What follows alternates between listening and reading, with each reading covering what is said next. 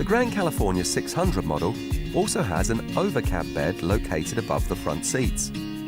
Given its size, this is designed for use by children or adults under the height of 175 centimeters.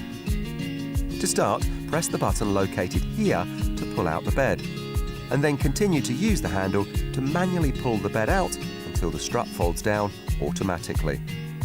Once completed, fold out the headboard on the left side.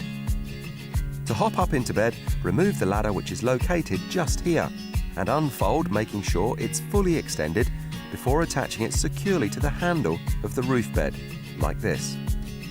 Please remember that the safety net should always be fitted when children sleep in the roof bed. To stow the roof bed away again, remove the safety net and stow it securely. Then remove the ladder.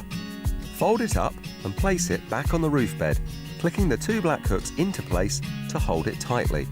Then fold in the headboard before using the handle to slide the roof bed back into position, ensuring it clicks into place.